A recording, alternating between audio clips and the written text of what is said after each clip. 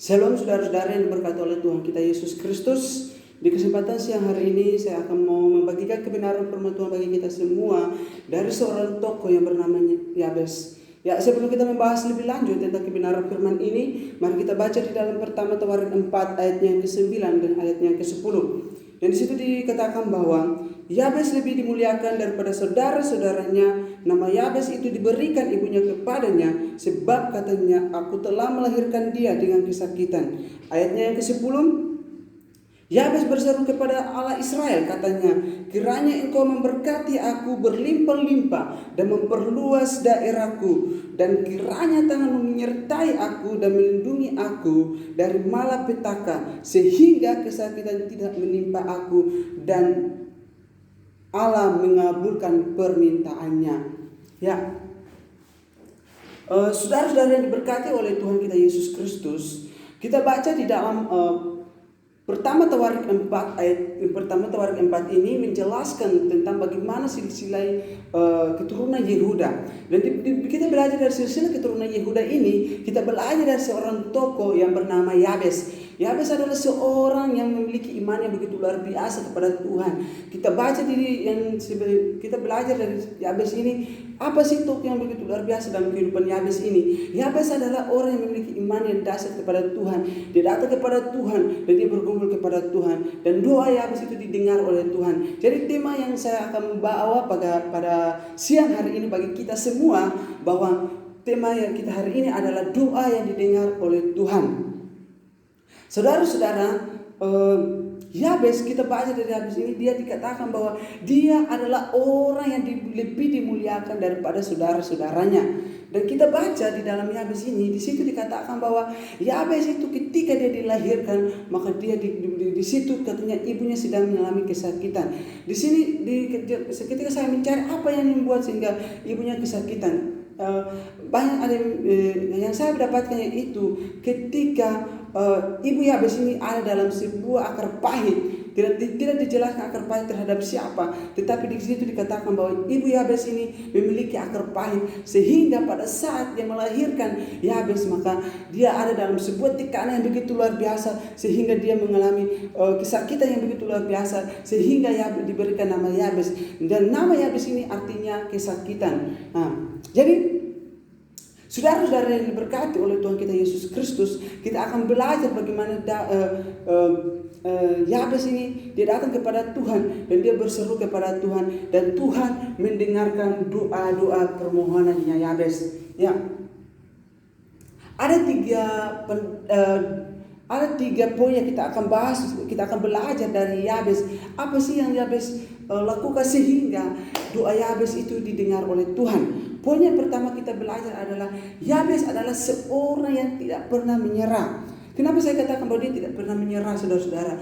Kita baca, kita tahu bahwa dalam perjanjian lama, ketika seseorang ingin datang kepada Tuhan, yaitu untuk mau bersedia dengan Tuhan, maka dia itu datang kepada imam menggunakan korban supaya iman itu menghadap Tuhan untuk membawa pergumulan doa itu kepada Tuhan. Tetapi dia datang kepada Tuhan, dia tidak takut. Kenapa Pak? Saya katakan bahwa pada saat itu dia tidak takut. Pada saat itu orang yang datang bukan iman lalu datang kepada Tuhan, maka orang itu harus dimusnahkan. Tetapi Yabes ini dia memiliki iman begitu luar biasa. Dia tidak pernah takut, dia tidak pernah menyerah. Dia datang kepada Tuhan dan dia berdoa kepada Tuhan, sehingga Tuhan itu mengabulkan doa dia, sehingga Tuhan itu mendengarkan doa dia. Dia datang kepada Tuhan dan dia berseru kepada Tuhan. Dia tidak menyerah. Begitu masalah persoalan yang dia alami, tekanan yang dia alami begitu luar biasa dalam kehidupannya dari ibunya, tetapi dia tidak pernah menyerah sehingga dia datang kepada Tuhan. Mungkin kadang-kadang kita juga seperti Yabes, kita mengalami masalah yang begitu luar biasa dalam kehidupan kita. Mungkin dari keluarga kita, mungkin dari saudara kita, orang tua kita, mungkin dari sahabat kita, mungkin dari lingkungan kita di mana kita berada. berada. Kita dibuat untuk mengalami suatu tekanan yang begitu luar biasa, sehingga kita tidak lagi mau kepada Tuhan, sehingga kita tidak mau datang kepada Tuhan, sehingga itu membuat hidup kita menyerah, tidaklah mau datang lagi kepada Tuhan. Tetapi ini kita belajar dari seorang tokoh bahwa yaitu Yabes, dia tidak pernah menyerah. Jadi ketika kita ini ada dalam masalah, kita juga tidak boleh menyerah kepada untuk datang menghadapi setiap masalah-masalah yang problema yang kita alami dalam setiap kehidupan kita. Jadi saudara-saudara yang diberkati oleh Tuhan kita Yesus Kristus, itulah yang diberikan kepada Yabes bagi setiap kehidupan kita. Nah, poin yang kedua yang kita belajar dari Yabes ini, apa sih yang Yabes begitu luar biasa dari Yabes yang kita akan pelajari? Hal yang kedua yaitu Yabes, dia adalah orang yang datang kepada Tuhan dengan sungguh-sungguh.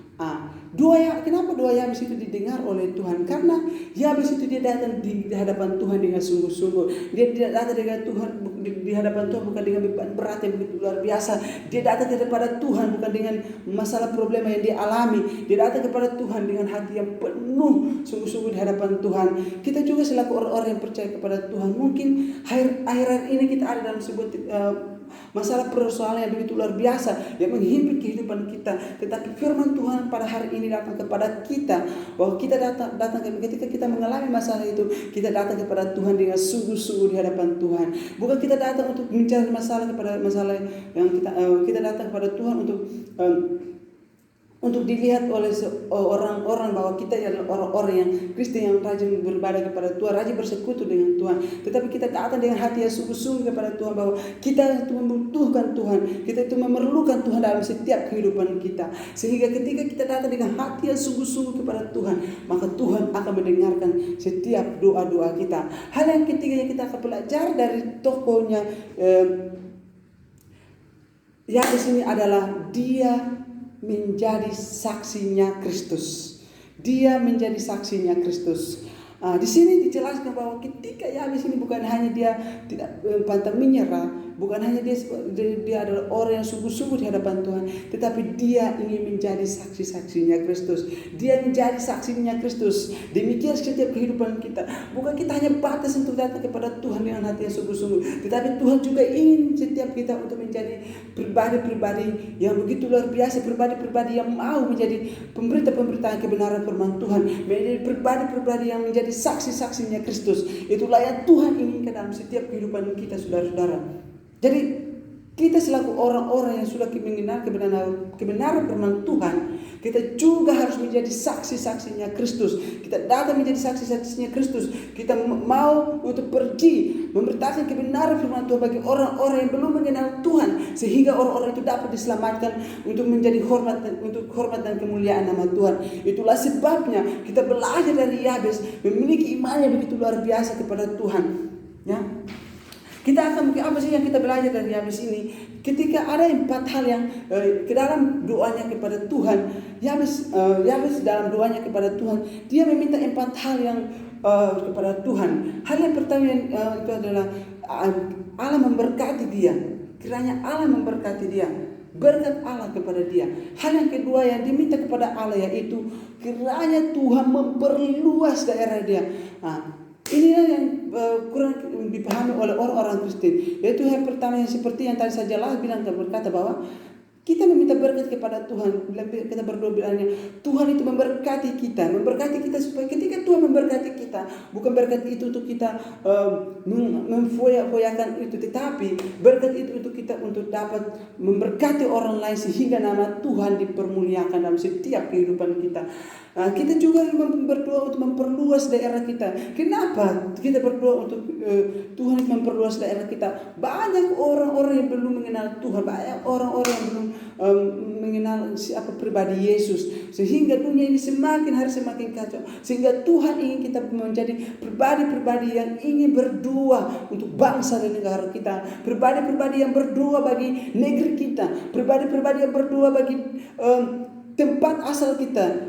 desa kita atau dimanapun kita berada, Tuhan ingin kita menjadi pendua-pendua bagi negara tempat kita berada. Dimanapun kita berada, Tuhan ingin kita menjadi pendua-pendua yang begitu luar biasa bagi bangsa dan negara kita. Itulah sebabnya kita mengajak kita untuk kita berdoa bagi bangsa kita yang sementara ini dialami dengan berbagai macam masalah problema yang dialami, yang belum selesai-selesainya, yaitu mungkin masalah tentang corona yang sementara ini dan masalahnya belum selesai-selesai. Mungkin masalah yang dialami oleh hal-hal lain, mungkin begitu badai yang luar biasa, atau pesawat-pesawat yang kecelakaan pesawat atau apapun itu, sehingga membuat kita menjadi orang-orang, sehingga Tuhan ingin kita berdoa bagi bangsa kita. Tuhan ingin kita berdoa bagi bangsa dan negeri kita.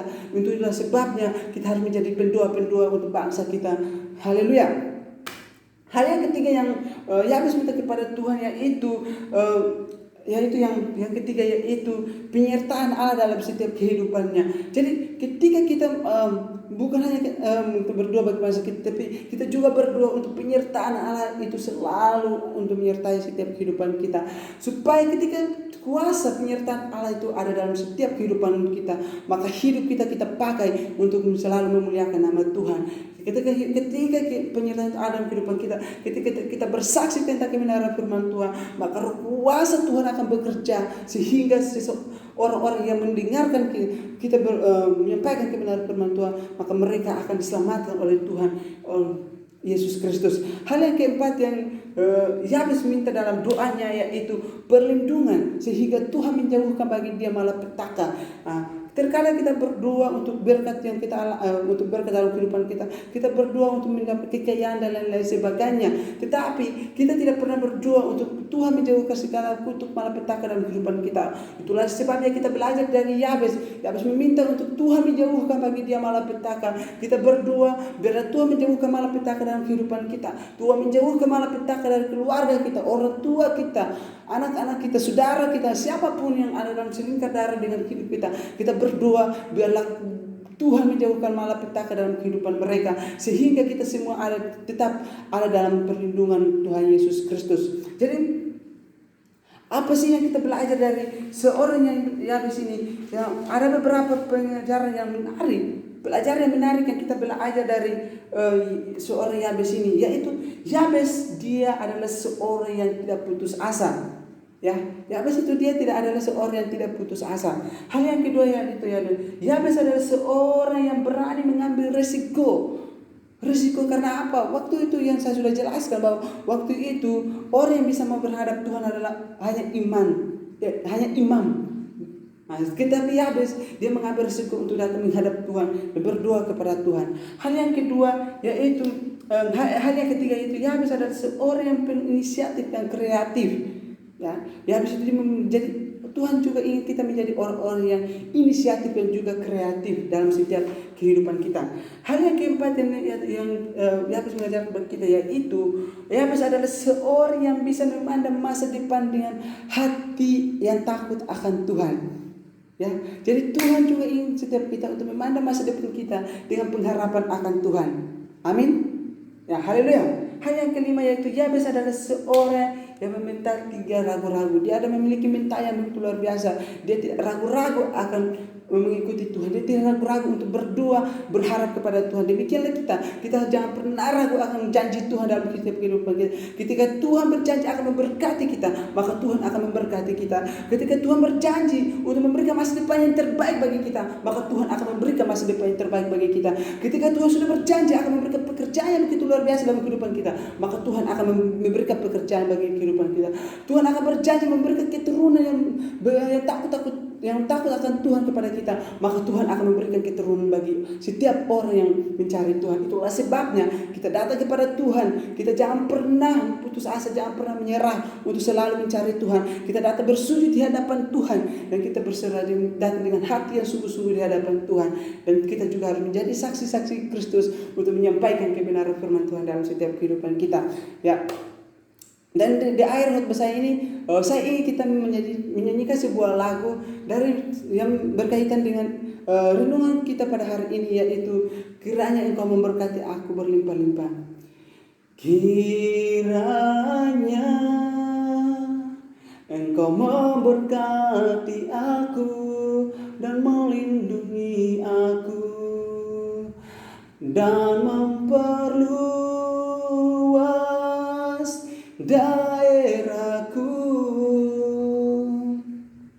dan kiranya tanganmu menyertai aku dan melindungi aku daripada malapetaka, sehingga kesakitan tidak menimpa aku. Kiranya Engkau memberkati aku dan melindungi aku dan memperluas daerahku, dan kiranya tanganmu menyertai aku dan melindungi aku daripada malapetaka, sehingga kesakitan tidak menimpa aku, sehingga kesakitan tidak menimpa aku. Terima kasih Bapa, terima kasih Tuhan. Hamba datang ke hadirat-Mu Tuhan, mau berdoa, menyerahkan kebenaran firman-Mu yang sudah kami dengar ini Tuhan. Engkau memberkati kebenaran firman-Mu ini Bapa. Biarlah kami belajar dari seorang tokoh yang begitu luar biasa yang bernama Yabes Tuhan. Engkau berkati, biarlah kami memiliki iman yang begitu luar biasa seperti Yabes Tuhan. Terima kasih Bapak, terima kasih. Hamba juga berdoa bagi setiap orang-orang yang mendengarkan renungan firman ini Tuhan. Engkau berkati mereka, Engkau berbicara bagi mereka Tuhan, bahwa doa yang didengar oleh Tuhan adalah doa yang dengan hati yang sungguh-sungguh di hadapan Tuhan, doa yang tidak pelimplang Tuhan, doa yang dengan hati yang penuh dengan sungguh-sungguh di hadapan Tuhan. Itulah sebabnya Tuhan, kami belajar untuk menjadi Yabes Tuhan. Ketika kami ingin diberkati oleh Tuhan, kami datang dengan hati yang penuh dengan sungguh-sungguh di hadapan Tuhan. Terima kasih Bapa, terima kasih. Biarlah setiap orang-orang mendengarkan firman ini Tuhan, renungan ini, Engkau memberkati mereka Tuhan. Engkau memberkati pekerjaan mereka, studi mereka, masa depan mereka, keluarga mereka, saudara mereka. Engkau berkati Tuhan. Dalam nama Yesus, kami serahkan kehidupan mereka di dalam tangan kasih-Mu. Haleluya. Amin. Terima kasih. Terima kasih buat kita semua. Semoga kebenaran firman ini bisa bermanfaat bagi kita untuk menjalani setiap kehidupan kita hari lepas hari. Semoga Tuhan Yesus kiranya menyertai kita, dan kiranya kasih karunia Allah selalu ada dalam setiap kehidupan kita hari lepas hari. Shalom. Tuhan Yesus memberkati kita semua.